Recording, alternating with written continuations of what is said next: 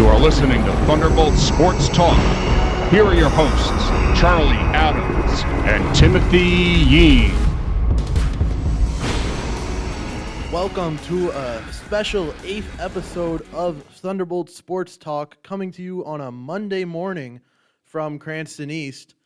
Not the most lively day in the student department, but us here in the green room at Mr. LaBanca's room are excited to bring you an episode, special episode, Halloween edition of Thunderbolt Sports Talk, joined by Tim Yeen and our now friend of the program, making a return, Mr. Simone. We have a lot to talk about, Mr. Simone.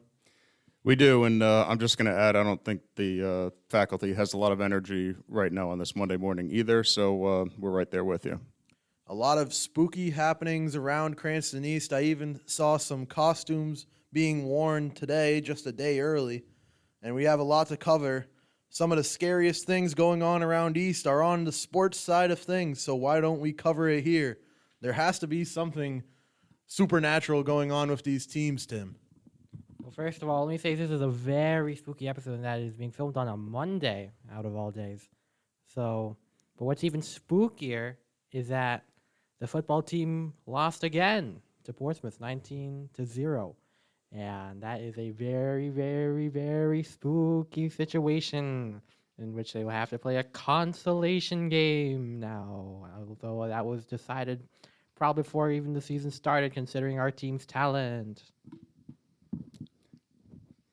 Well, not only will we be playing one, unconfirmed reports say that we may be playing two consolation games, one possibly against Pilgrim this week at a time and location to be determined. I'm going to be totally honest.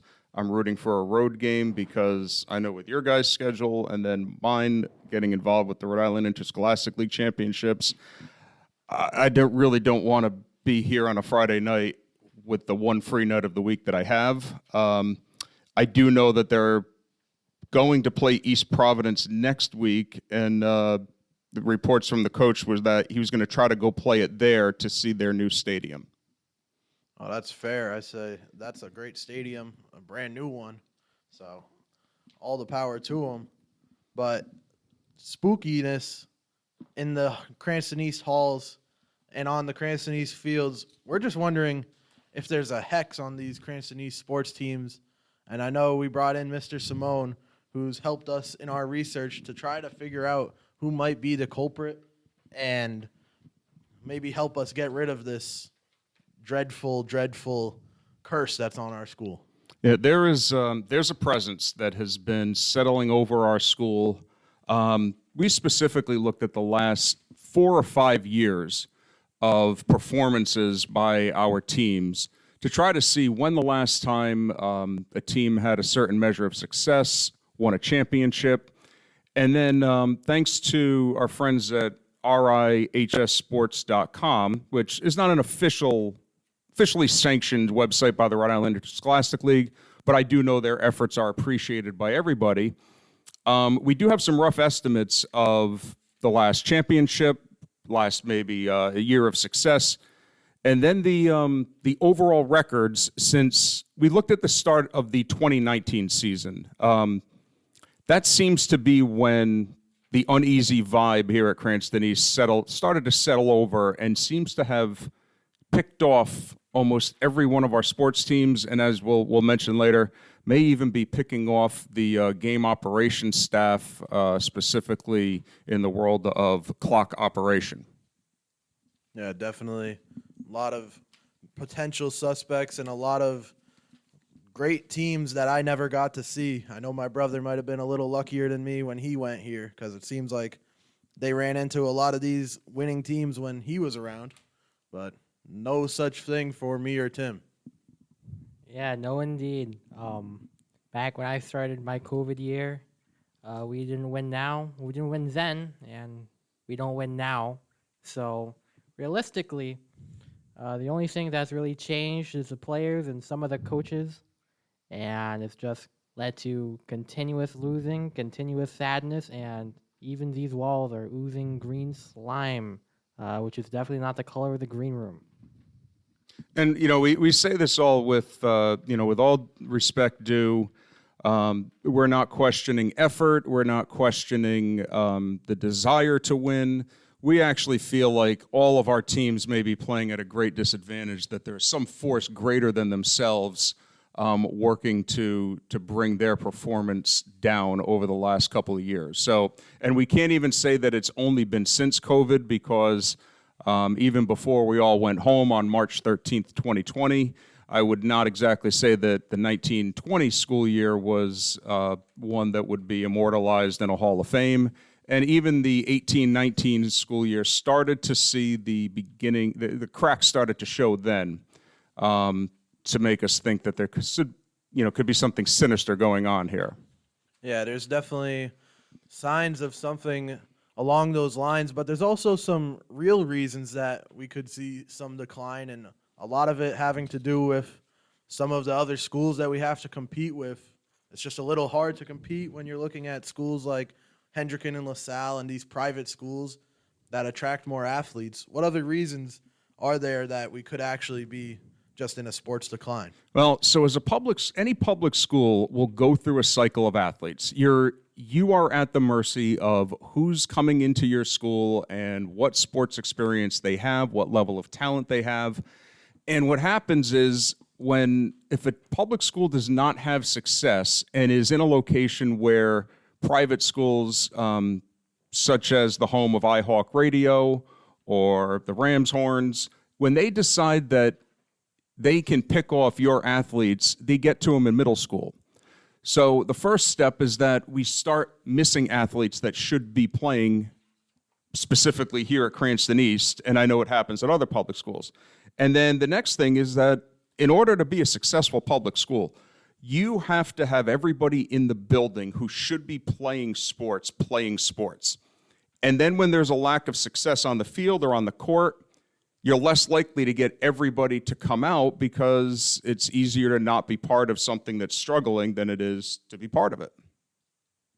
Yeah, there's definitely not the same energy about sports around here than I've seen in other schools, and like television and movies. There's a lot of emphasis on sports, and a lot of people kind of lack that here at East, but it is a cycle in the public schools. And in your coaching experience or just time here at Cranston East, based on these actual reasons, are these last successes and records in that time, do they hold up with what you'd expect from these declines, or is it has to be something a little more drastic than just the reasons given? There are periods of time at East specifically where even when certain programs were in decline, it seems like others would raise the bar to make sure that the sports program overall provided some spirit for the school. This down across the board trend that we're in makes me feel like, even in spite of all these legitimate reasons, in addition to, Cranston East doesn't really have any one feeder system or youth league that is designed to send kids to Cranston East. Yeah, we're in a little bit of a unique situation because we've got two high schools in the town, but a feeder system and a youth program would definitely be helpful. We've also got the situation of, since we've started to struggle, a lot of our teams are stuck in probably a division higher than what is realistic for them to compete in. But even with all that, there's more. There's definitely something else going on that I can't quite put my finger on. Mm-hmm, definitely. I mean, we've seen from at least one team this fall season where they might have been placed maybe a division or two too high.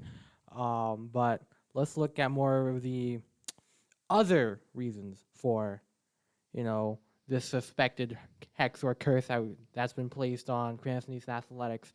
So let's talk about first this apparent former public address announcer that, you've been blessed with a chance to know about and discuss. If you want to elaborate on that, Mr. Simone. I mean, you are the hex or curse expert here in Cranston East. So, and this will tie into the very first team on our list as far as not exactly having a successful run, our football team. Since the start of the 2019 season, and this is updated as of Saturday, the record is 3 wins and 43 losses. And coincidentally, that was the year that I took over as the public address announcer. I know my predecessor was not happy when he lost his job, but he lost his job for a number of reasons, overstepping his bounds, ordering around other school employees when he indeed is not one. And, there was ultimately ended with some social media issues. But so I offered, I've done this before, and it was a good way for me to stay involved. But I know he was not happy, and I know that specifically the football team may have been a target of his ire. So I think that has to be a potential. And, obviously he also did basketball, and basketball's been on a steady decline with only some minor blips of success from the girls team. So that, I think, is someone that, if he threw a curse on us on his way out the door, I would have to say it could be valid. Yeah, I mean, with the issues you've been telling us about, it might as well be that former public address announcer knows some little dark magic or something like that. Would you say that you yourself have been placed on a quote-unquote like Friday the 13th, Nightmare on Elm Street type situation now, with the former public address announcer maybe having a potential grudge or intent against? There may be a grudge against me, but I'm doing just fine. Like, it hasn't kept me from. I have too much work to do. My family is thriving.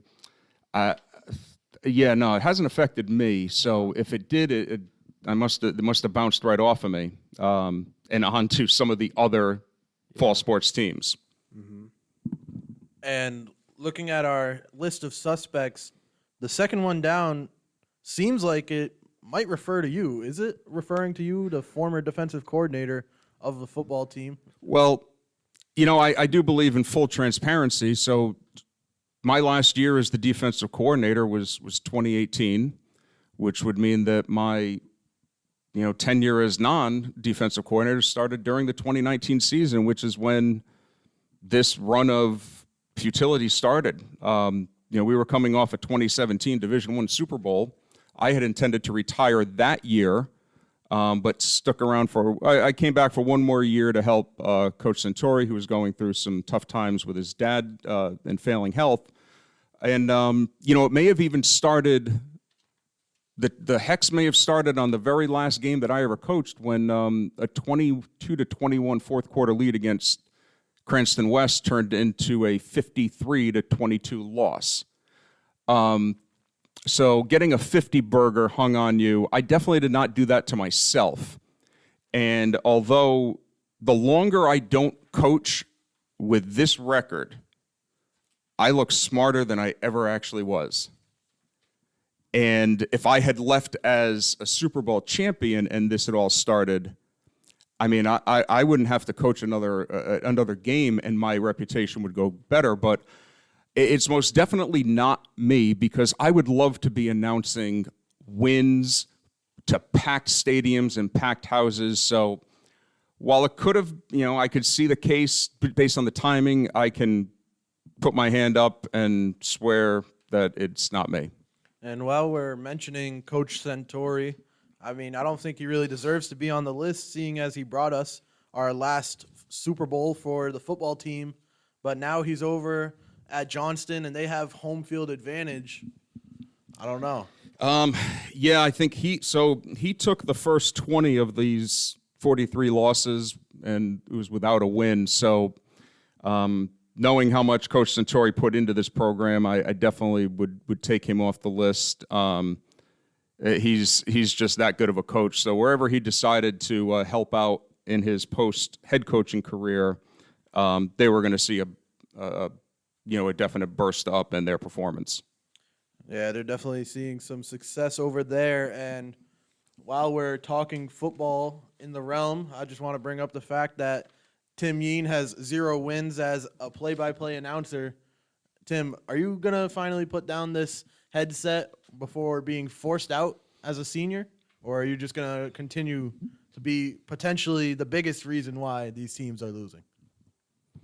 Well, so I'm a huge man of faith, and I think that despite my track record as the football play-by-play guy, I mean, it's safe to say that the last guy to do it, I mean, if he ever even did any football games at all, because I know COVID happened, and, you know, the chance to do Speaking of a certain Syracuse Orange right now, potentially. he did do some football before moving to, I don't know if it's upstate, mid-state. It's that part of New York that Yeah, I think like upstate, maybe. it's not the city, so it's No. it's irrelevant to me. He suffered. He was you before you were you, and he also suffered through wanting to, call success. And other than getting to announce the one home touchdown as the public address announcer during the 2019 season that our team scored at home, while I was out on a college visit with my son Andrew in California, he didn't get too many of those emotional release moments. So, I think both of you are more victims of circumstances than true suspects. Yeah, and I'd like to thank you personally, Mr. Simone, for not exactly blaming it on me like my compadre, Mr. Adams, over here. He's certainly been a very, very negative aura as of late, and he is certainly a person to also watch as well. Well, the demon, as we know, a demonic presence starts to affect the behavior, and attitude often makes the positive negative.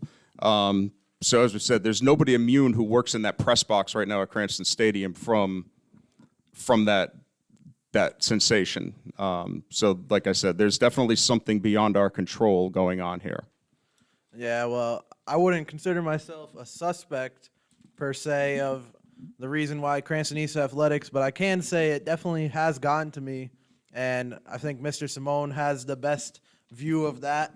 Editing any articles I've posted, he's seen pretty much anything and everything I've had to say about these programs, and I think this season might be the first time. I think I might have even had one or two articles that were just unpublishable due to what was happening on the field, and it was probably better that way for me and my livelihood probably.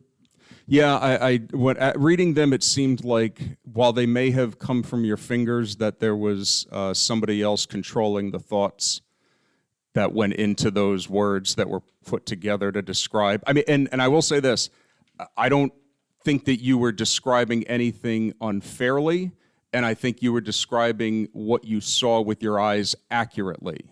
But the Charlie Adams that I met, a couple of years ago was one of kindness and honesty. And the Charlie Adams that wrote these articles had much more of a sinister vibe to him. I will say I did keep that honesty aspect with my writing, but while Tim Yeen might be my top pick as a potential hex, I know there's other picks that the viewers might have, including maybe some administration on our list of suspects. Can we learn about those guys a little more, or girls? So I would say that our current school administrator used to be at our biggest rival. And for most of the time that he was there is still during while I was coaching football. And during that time, for the majority of it, ownership of that school, especially in football, we held the title. We owned them. And no matter what happened, we kept beating them. And even every couple of years, they might have a more experienced team, but when we beat them, did we beat them? Just drilled. And I know that was very frustrating. And basketball was always consistently better. Volleyball was always consistently better.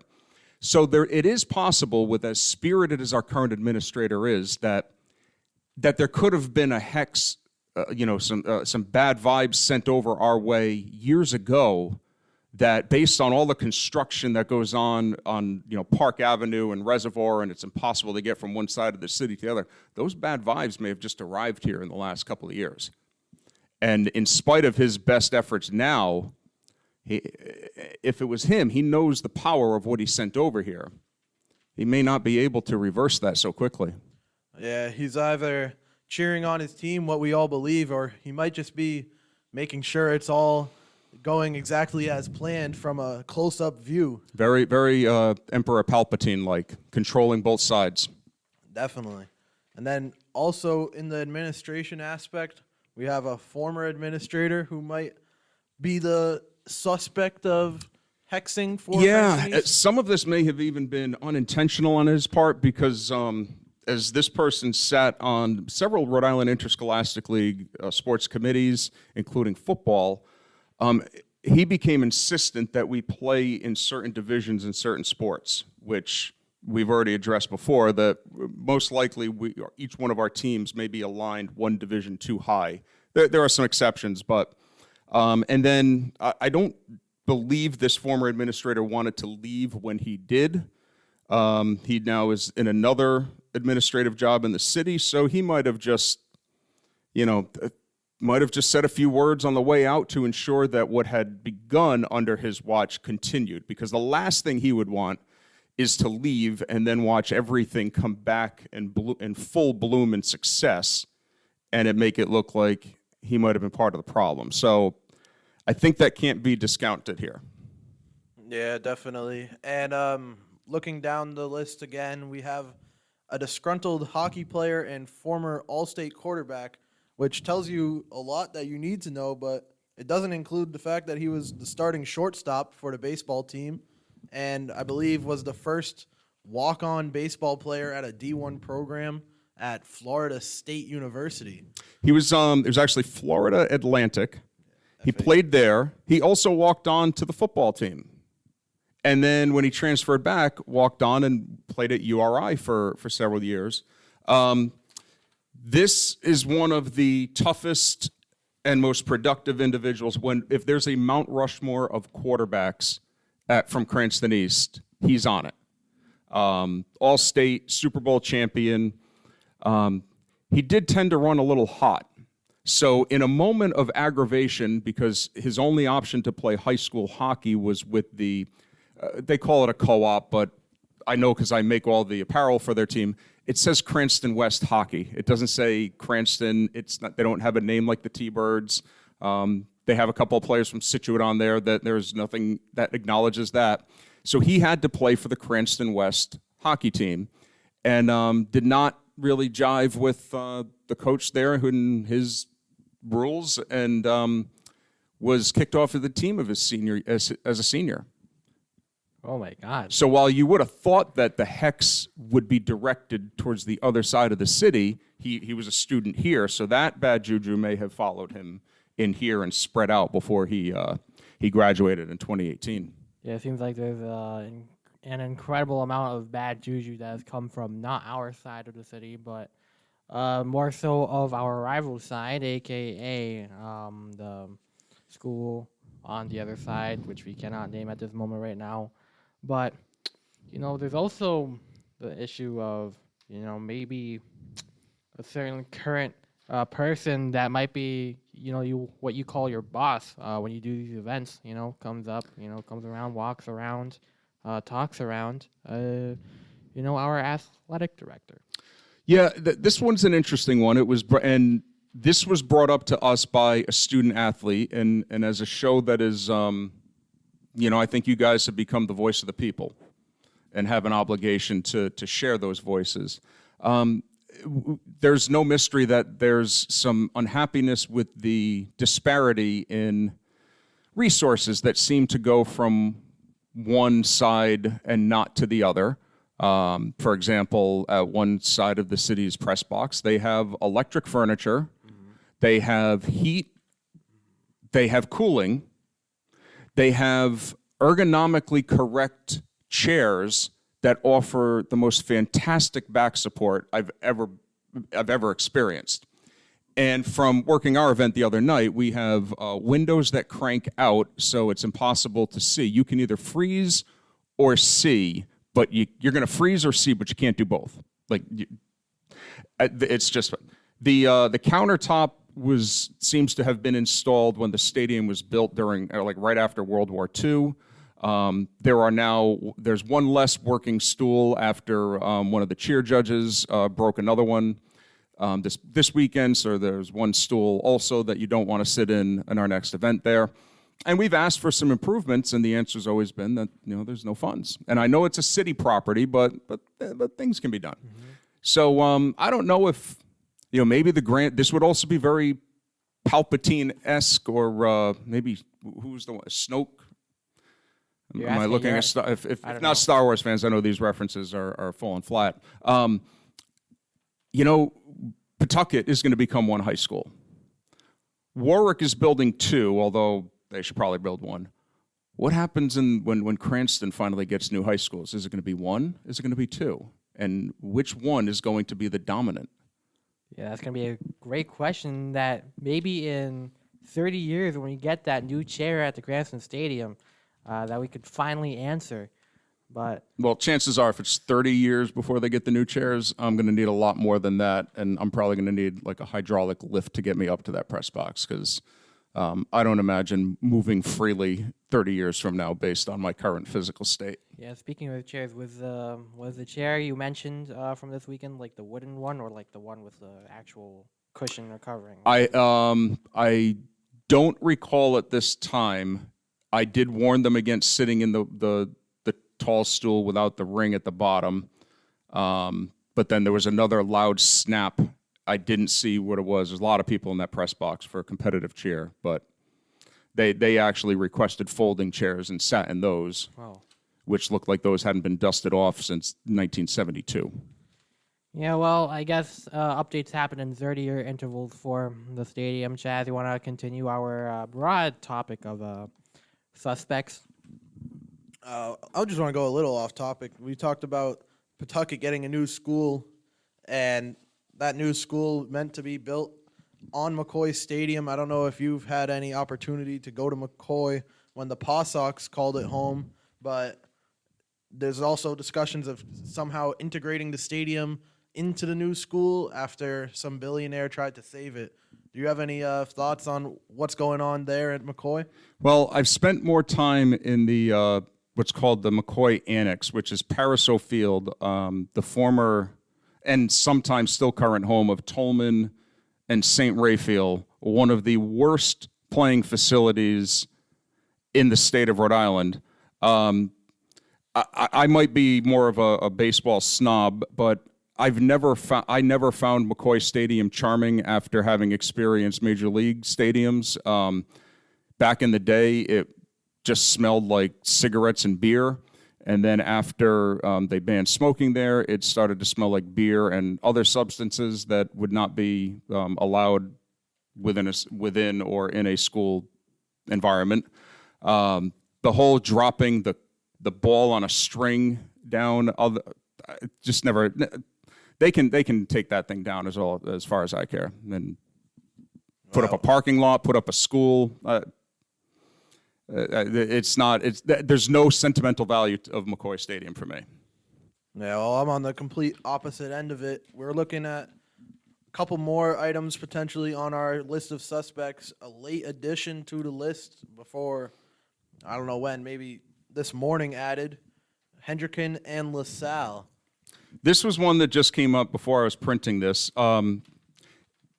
Did we get too close? Because within the last 10 years, 10 years ago, we played Hendricken for the state championship. And in order to get there, we beat LaSalle 36-13 to move ourselves into playoff position and eliminated them. And in that Super Bowl, and this is coming off of a year before, in 2012, we played Hendricken twice, lost by a touchdown in the regular season, and that game ended up making the semifinal game a Hendricken home game. And then we held a 14-7 lead as we were going into halftime in total control until Coach Centauri decided to run the ball rather than take a knee, and our best running back and my best defensive player that I've ever coached got his ankle just kind of twisted and torn at the bottom of a pile. Once we lost him, a 14-7 lead went to a 35-21 defeat. In the Super Bowl the following year, it was a back and forth. We had control of the game. And then they ended up doing a 2-for-1 right at the end of the first half with a kick return for a touchdown that put us off schedule. And we lost 45-34 in what was the highest scoring Super Bowl at that time. And over the next couple of years, we competed with LaSalle and Hendricken vying for, state championships. In 2018-19, when the boys basketball team went to the state Final Four, they competed with Hendricken. I don't believe they beat them at all during the year, but I know they beat LaSalle during the year. So is there a chance? I know our baseball team has beaten both of them over the years and multiple times. Did we get too close? And think about who these two teams are aligned with. Did they invoke a higher power to strike us down before us as the Thunderbolt could strike them down? Well, it's definitely one of the most convincing arguments that I've heard so far on our list of suspects. And have we gone through? Do we have any more suspects potential? I think that just as doing our quick research, I think the other side of the city is definitely tied to our current administrator, because any bad hex that would have been put on us would have come when he was over there. So I think we've hit all the suspects. And before we look to see some possible ways we can get out of this hex, we may want to review for everybody just how bad it is that we're talking about, how much of a pall has been cast over our school, and how much work we have to do to lift this dark spirit over our athletic teams. Definitely. I'll start us off with the football team. We made mention of it, but 2017 Super Bowl Division I champions, and since the start of 2019, we've gone 3-43. I know it was mentioned prior. And then, Tim, how did our boys soccer team do going down to fall sports? Well, for both the soccer teams and for the boys first, 2017 was their last state championship at D3-1 since then. They've been okay, 29, 22, 15, but this season has been not the greatest for them so far, or now that the season's done. Girls soccer, last time they were in the playoffs significantly was they were the D3 runner-up back in 2019. Since then, 1937-6.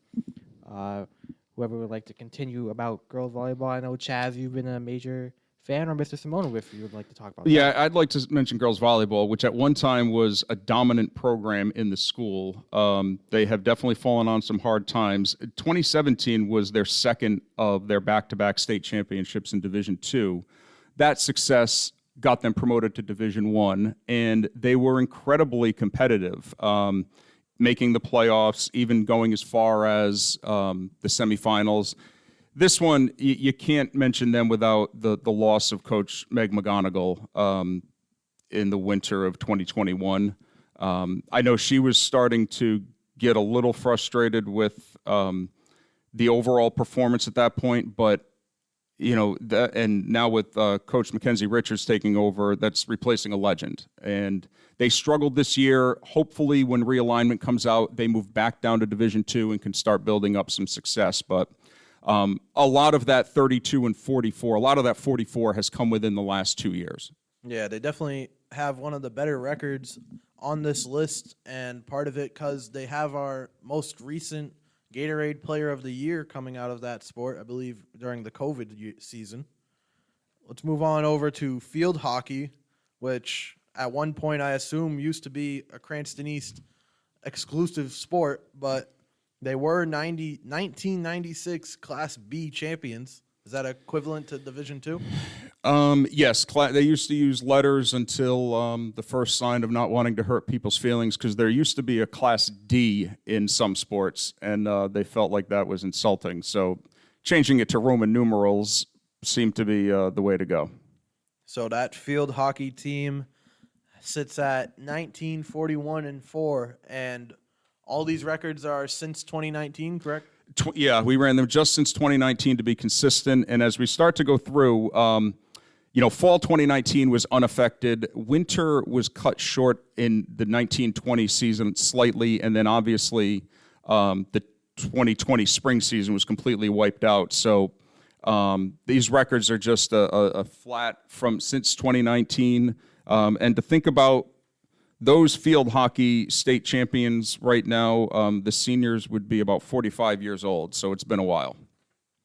And next on our list of sports would be the first winning team in the past 4 or 5 years, the girls tennis team from 1988 Class B champions. Since 2019, they're 41-36, and that's pretty all right from what I'm seeing. And if you think about this year's success, they're 11-2 this year. Even before this year, they were still underwater in the last 5 years. And I guess if you're looking at this season specifically, I guess the only quote-unquote curse you can say is that they like a certain pop artist a little bit too much. One that's stating a certain Kelsey in the NFL. But the boys cross-country team, although they have no recorded state championship, they have no recorded state championship in an unknown division. I mean, to be fair, they are basing it off regionally, and Hendricken is in the same division as Cranston East, so I guess you can say we are in the best division in the state. They have been 29-23-1, but certainly on the upturn, as we have 3 players going to states this weekend. But the girls cross-country team, also one of the few teams so far with some success as of late. 2022 division champions, their first since a long while. Maddie Baxter stole away those last year, hoping to secure that division championship. They've been 34-17, which is actually one of the best, if not the best record we've seen so far. Yeah, Coach LaBanca has this one running. This would be more of a blip, I would think, than a pattern developing. He's consistently produced solid teams that send several members to the states each year. I know this year is a little bit down. I know there's been some injuries, especially, but 34-17, we're not going to see a better record than that coming up. And then there's one more fall sport to touch on before the winter season, maybe the shining light through all of our other teams' struggles, bringing home one of our most recent banners, the Unified Volleyball Team, 2022 state champions. So that's the most winning that we've seen on a team sport like that. Yeah, and Unified, anybody who's ever been to, or I know you guys have had the pleasure of working some Unified events, those are just feel good no matter what the result is, and seeing the kids participate in that and the support they get, just those are games that make me smile. So regardless of wins or losses, and it was nice to see that volleyball team get rewarded last year, but we're on to the winter because we need to go over some of these flagship sports programs that have not been holding the flag up lately. Yeah, and before we mention, just no 2022 season, 2021, or reduced season because of COVID, and of course there's no games yet to include to this year's season that's coming up in December. Let's start with the basketball teams. Boys basketball, 2019 Final Four, state Final Four, and then 2004 Division 1A champions. But since that Final Four appearance, 10-42. It's been a rough go about it for them for sure. I've been there for a lot of those games. Girls basketball, the 2017 State Elite 8, 2016 State Final Four. They're 26-35. I'd say with both of those teams, specifically the boys, I know the boys are stuck in Division I for another year. Now, when they won their Division 1A champions, that was not the top division altogether. It was like similar to what football now has with Division II. that really should be the group of teams that they play against when they're trying to rebuild. It's impossible to rebuild in Division I given the presence of the private schools and the strong public schools that have consistent feeder programs. So they're ones that would benefit from a move down. Girls basketball, once Maya Jimenez leaves the program after this year, they may need to explore a move down as well, because even Division II is a stacked league every year with, and if you don't have, even when we had our big three, I think that year we went 10-6, 10-7. So that may be needed to look at afterwards. Yeah, despite what we've seen from the big three, it's slowly dwindled over the years. First, Cassie Hernandez graduated, then Aiden Gulliver, and now Maya Jimenez is on the doorstep. Is basically on the doorstep of leaving Cranston East soon to come once the girls' season concludes. But let's move it on to hockey. They have had no championships, and they are 137-1. Yes, 137-1. So, What was that record again, Tim? we're 137-1 for the Thunderbirds hockey. Boys hockey, it's all West, so we don't really have to talk about that. We did once have a team here at East, and we don't anymore. So that tells you how hockey went. Just lack of participation, lack of numbers. When they did have a hockey program back in the day, I mean, and for you guys back in the day would include the 90s, they were very successful. Yeah, speaking of the 90s, how does 30 years ago, now being the 90s, sound to you? I don't really need anything else to make me feel old, based on the fact that, like, while I know I look good on the outside, the interior of my body is about equal to an 85-year-old. So there's never a time that looking at years will make a difference, because when I may need your help to get up out of this chair, that's every reminder that I need that I'm getting old and that the inside is already crumbling. Yeah, long are the days of Tupac, Biggie, Michael Jackson, all that. We're into the worlds of Sexy Red, Trippy Red, and... Not all things know. improve with time, my friend. All right, but the swimming teams, they've been all right. Boys swimming 2020, they were D2 champions. Girls swimming in 2019, they were D3 champions. But so far, boys swimming 14-12 since then. Girls swimming 16-19. The track teams, boys indoor track, no recorded championships. Of course, it's going to be all the same runners from the cross country team. So I think that we'd see a little bit more of a successful run this season, although I do have some inside info that they might be saving it all up from winter to try and put that on to the outdoor season. And girls indoor track, they may have been possible division champions in 1920, but as of late now, 15-11-1. And Chaz, you are the WWE guy. In fact, you are missing the first basketball game for a WWE event. So if you want to talk about some actual wrestling now. Well, missing the first game of the basketball season and taking half of TSM with me there. So it's going to be an enjoyable kickoff to that season. But the wrestling team were 2017 D1 division champions and 2003 state tournament champions. Now they sit 9-38. And do wrestling results come back as a team or an individual?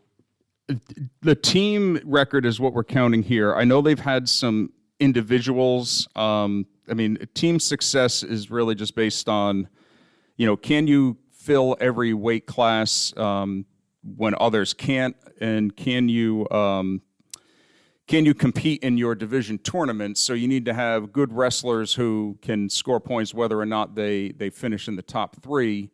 They once did, and this was once for a 2-year stretch, this was the flagship wrestling program in the entire state. I'm not sure if either of you have ever been down to the wrestling room, but I did hear that we really don't want to. yeah, it's something that if you can avoid during your time at Cranston East, I would, because there is definitely a chance that somewhere off of that room is how the demonic presence entered the building. Because if that's not hell down there, it's like hell adjacent or possibly hell's waiting room. Must be where the hex grows and feeds off of whatever's down there and grows stronger and stronger as we go season by season. Let's wrap it up with our spring sports, making sure you guys understand how dreadful it's been for across the board, really. No spring 2020 season for any of these sports. That cut off my brother's final baseball season, and a reduced 2021 schedule because of COVID. And of course, again, they haven't played yet for this season, so no extra records compared to the fall. Unified basketball were 2019 state champions. Again, like unified volleyball, they're holding it down for us. Baseball, 1988 state runner-ups. 2017, they reached the Final Four. Since then, 23 and 26, so approaching that 500 mark, and they seem to be on the uptick. And I'd say with baseball, that has to be given. They consistently play in the top division. Have to play Hendricken and LaSalle multiple times a year, so they definitely get credit for being willing to stay up and compete against the top of the top.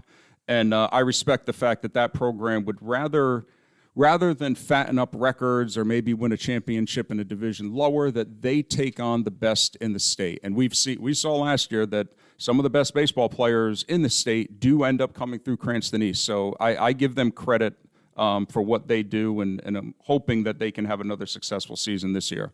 And our Cranston East TSM Player of the Year, Carlos Morejo, back for his senior season. So expectations are high as we move into the softball team, which had a possible division championship in 2016, but since 2019 sit 11-36.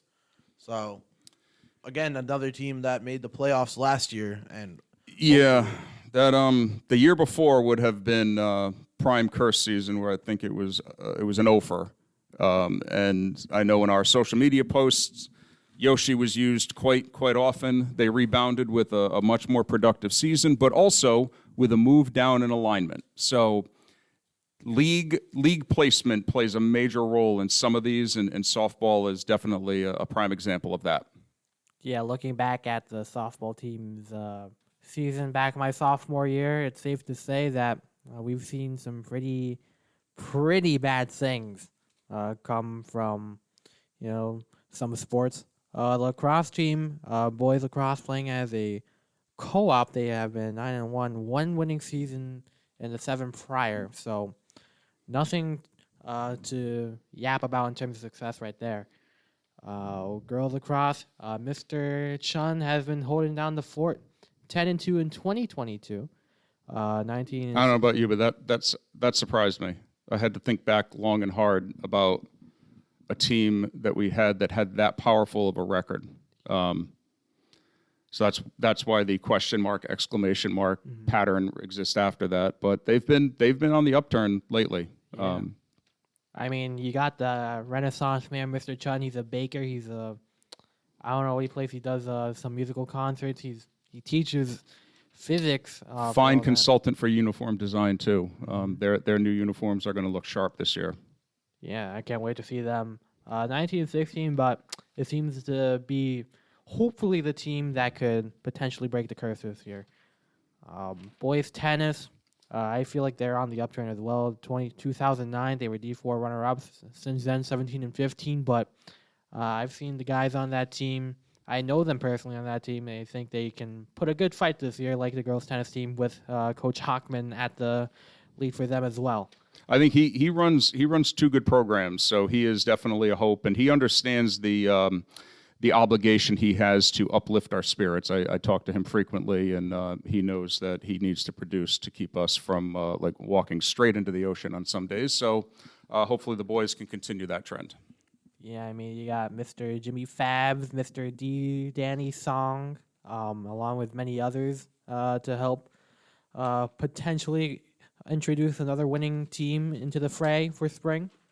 But boys volleyball, I mean, we've had players come in from this program. 2 years ago, I remember seeing Vincent Yin, and Jordan Boo, tear up the league 2 years ago.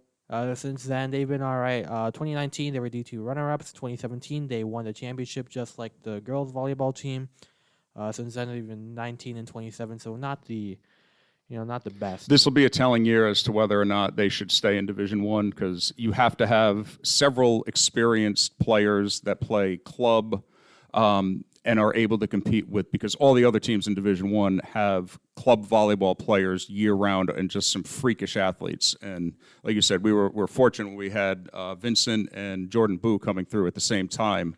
But this will be a telling year as to where they should be aligned in the future. Yeah, definitely. The issue last year was that they didn't have enough experience in the varsity level, but now this season, now that they have a lot more players who are more experienced into the difficulties of a D1 division, there certainly should be a telling year.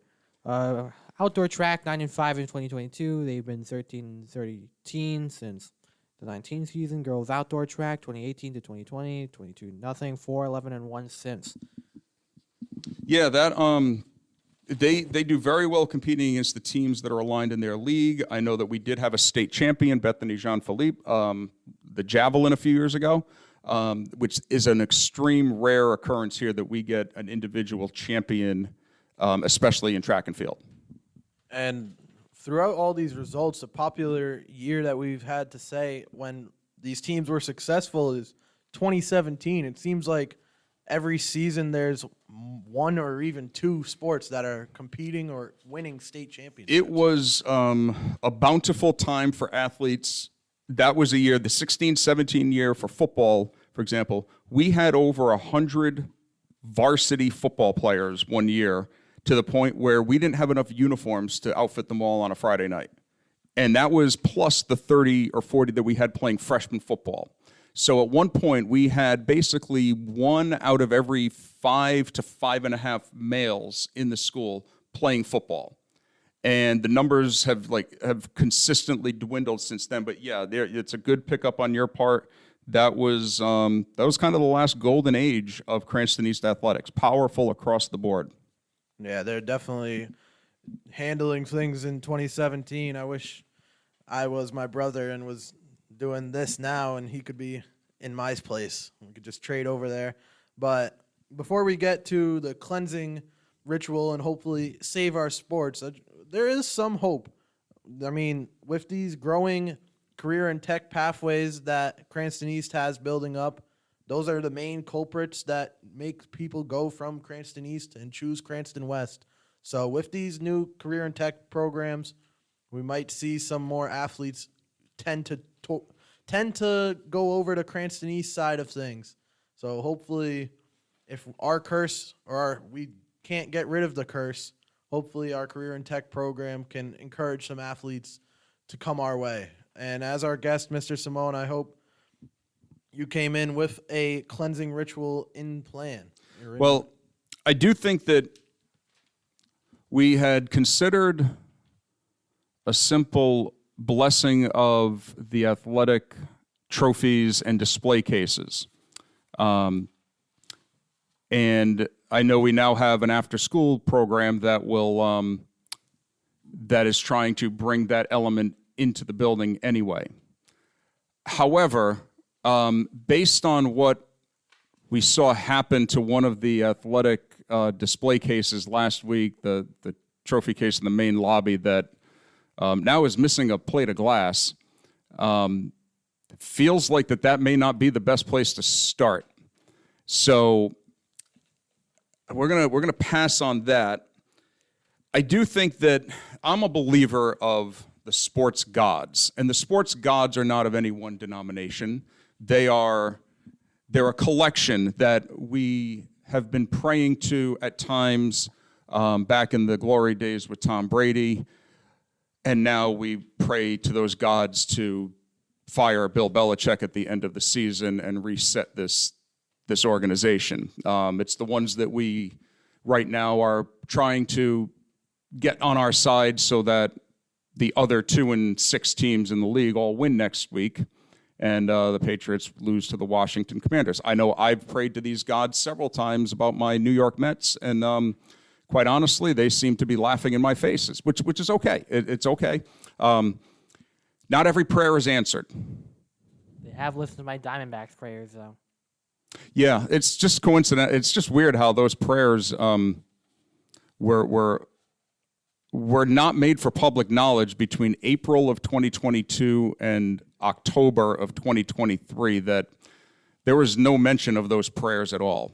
So, but be that as it may, you may be keeping it personal, which this is all a personal choice, but I think we need to collectively, right now in this moment, summon the sports gods to focus their powerful, positive energy on our land of Cranston East here. So I ask you to join with me in summoning your energy towards your sports god and asking them the following. Dear benevolent sports gods, we appeal to you in this moment of need to help turn around the fortunes of our sports teams here at Cranston East. Our school is most vibrant when our teams are successful, and I know the mental health of my two main TSM broadcasters and my president and vice president, as well as the public address announcer. Our spirits are most uplifted when we get to announce success. And honestly, sports, all powerful and generous sports gods, I'm not sure that the three of us will make it through a winter season if we don't have some success to report on. The power of Benny compels you, sports gods. The power of Benny compels you. And please give us something to root for this season in the hopes that we will find the right steps to success before our graduation. From this day on, powerful sports gods, through the power of Benny the Bolt, we ask that you please remove the evil spirits that have penetrated Cranston East and its athletic teams. Please lift them up, and if you want to dump them on that school on the other side of the city, I don't know about you guys, I'm totally okay with that. But I digress. And if you want to tell those two private schools that I know that God is probably involved with, that they need to mind their own business, and that what we're doing over here is of no consequence to them. So please, benevolent sports gods, we ask that you please lift the dark forces that are hovering over our Cranston East athletic teams. In the name of Benny the Bolt, go Bolts. Well, I'm feeling a change in Cranston East after that. I'm pretty sure that our tennis team might beat East Providence now. And our winter sports teams, they might all win championships now. Same thing goes for our spring sports, Tim. Yeah, I guess so, Chaz. I guess I can agree with you on that. I do feel that there's been a change in room, although I don't know if that change has been positive of the sort.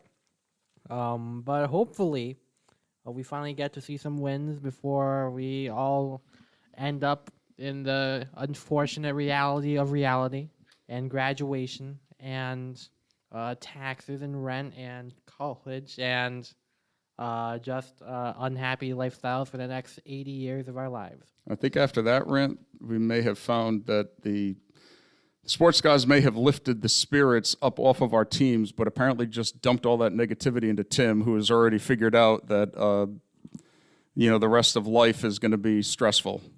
But I think it is important for you guys to remember, and it's something that just lifted up my spirits, that regardless of wins or losses, when you work an event for the Fans Only Sports Network or the NFHS Network, or I announce for the Interscholastic League or Cranston East, that win or lose, we still get paid. Yeah, the money's all the same. It doesn't matter to me. That basically does it on our special Halloween edition, dropping our longest episode, and it's an extra episode for you listeners. And if you listened all the way this far, please interact on our Spotify page. Vote on whether you believe that there is a hex on Cranston East, and hopefully you believe that we've gotten rid of that hex. Also, just tell us what you think about the episode. Longest episode in the books. Mr. Simone returning to the program, our first two-time guest, only interrupted by Ace Foreman joining the program before you could have been a back-to-back guest. Thank you for taking the time out of your day to join us here in the green room. It's been my pleasure. And for us here at Thunderbolt Sports Talk, episode 8 in the books. just because we gave you an episode on Monday doesn't mean we won't be back on Friday with a normally scheduled episode. I know the fall sports season really winding down. Not much to talk about East-wise, but plenty to talk about in the real sports world. And we hope to see you here Friday. So, Tim, sign us off. It's not about the money or the winning or losing. It's about the friends we meet along the way, Chaz. Kaboom.